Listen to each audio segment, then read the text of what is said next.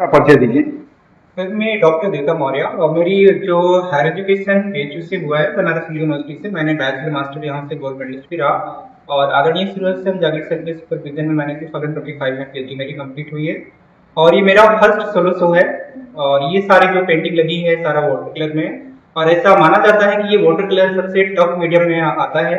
और हमारे ये पेंटिंग फील्ड में जैसे हमारे जैसे एक्रिलिक कलर है, ऑयल कलर है और आपका वाटर कलर है, पेस्टल कलर, ये ट्राई मीडियम है।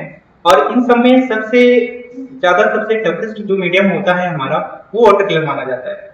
तो ऐसा माना जाता है जो वाटर कलर आर्टिस्ट काम कर लेता है तो वो सभी माध्यमों में किया जा सकता है। क्योंकि इसमें एक चीज ये होती है, जो सारी ये पेंटिंग लगी है, एक बार अगर मिस्टेक हो जाती है आपसे तो इम्प्रूव करने को, उसकी गलतियां सुधारने के चांसेस नहीं होते हैं। इसलिए हमें बहुत इसे करने के लिए बहुत स्किलफुल होना पड़ता है और एक ही स्ट्रोक में जो आप चाहते हैं वो उसके लिए आपको काफी प्रैक्टिस की जरूरत होती है। देन ये आपकी ये चीजें ना वो निकल के आती है।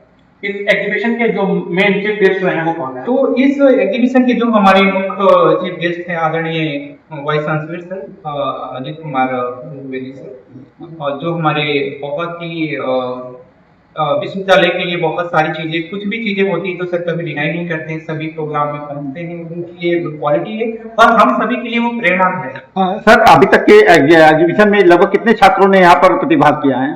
ये तो सर यहाँ ये गैलरी है, भारत कला भवन म्यूजियम है, यहाँ तो बहुत सारे छात्र पार्टिसिपेट करते रहते हैं, बट ये मेरा इंडिविजुअल शो है, सोलो शो जिसे हम लोग कहते हैं, एकल चित्र कला प्रदर्शनी। लगभग आज आपने कितनी पेंटिंग्स यहाँ पे दिखाया?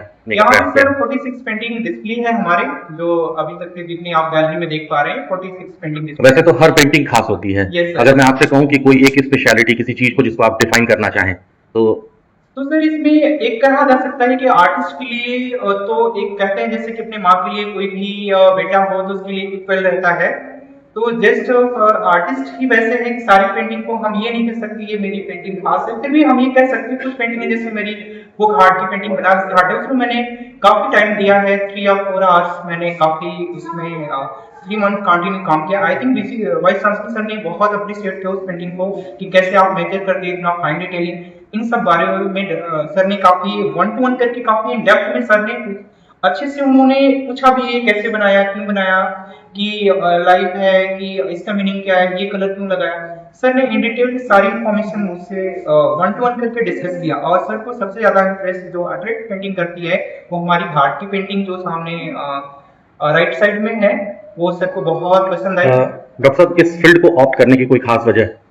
तो खास वजह मैं कह सकता हूँ, आज मेरा सौभाग्य है आदरणीय डॉक्टर रमाशंकर सर हमारे साथ मौजूद हैं और ये सर हमारे इंटर में अभी लेक्चरर हैं साइकोलॉजी के। और ये सर कहीं कह सकते हैं अगर की पॉइंट है सर तक मुझे लाने का, तो आदरणीय sir doctor Ramashankar Gupta sir को ये श्रेय जाता है। और आज भी हमारे एक एज ए पेरेंट्स की तरह बैकबोन में, ये बैकबोन की तरह है, ये एज ए पेरेंट्स की भूमिका निभाते हैं। और हमेशा सर का, जब से मैंने यहाँ एंट्री किया तब से आज तक का सर का बहुत बड़ा योगदान रहता है। और मुझे पता भी नहीं था फाइन आर्ट क्या होता है। एक्चुअली जो इंटर लेवल पे हम, मेरे जो स्कूलिंग हुई है वो सर्वोदय इंटर कॉलेज रामगंज से हुई है, वो अयोध्या में पड़ता है, नियर बाई कुमारगंज, जो वहाँ की सबसे फेमस यूनिवर्सिटी एग्रीकल्चर की नारायण देवी विश्वविद्यालय है, वहां से सर है।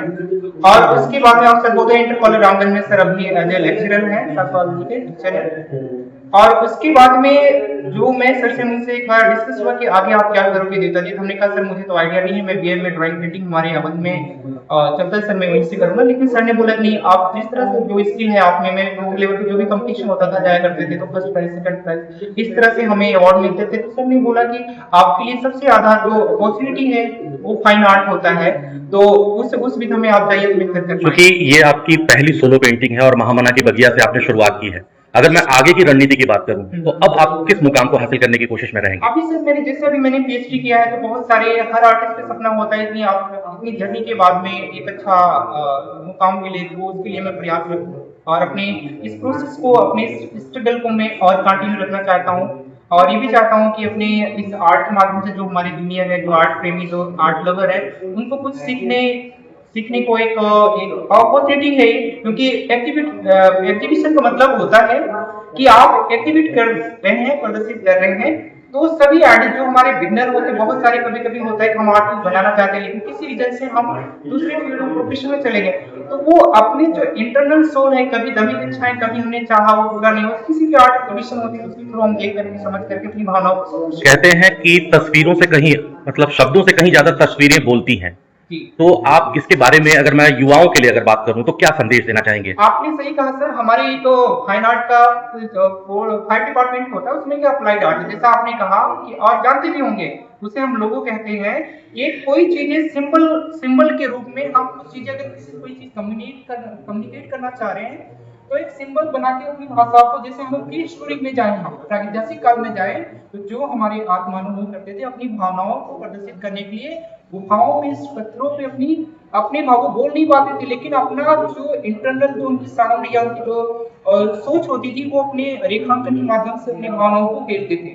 तो ऐसी हमारी पेंटिंग है कि कभी कभी आर्टिस्ट होता है, देखे होंगे बहुत सारे आर्टिस्ट जो अच्छे आर्टिस्ट होते हैं बोलते कम है, डिस्कस कम करते हैं, वो अपनी जो उनके अंदर चल रही होती है उनके मन में वो अपनी बातों के तो अपनी पेंटिंग के थ्रू प्रेजेंट करते हैं। उसी तरह हमारा राइटर जो पोएट है वो अपने अंतर जो बातें चली तो लेखनी के माध्यम से करता है, वही एक जो मंच कलाकार है, थिएटर जो करता है अपने उस सोच को, अपने उस आइडियाज को अपने अभिनय के द्वारा रिप्रेजेंट करता है। उसी तरह से हम आर्टिस्ट क्या करते हैं, अपने थॉट को, अपने विचार को, अपने भावनाओं को अपने रंगों और ब्रश के द्वारा माध्यम से अपने समाज के सामने प्रस्तुत करते हैं। सर बहुत बहुत धन्यवाद आपका इतनी अहम जानकारी देने के लिए, शुक्रिया।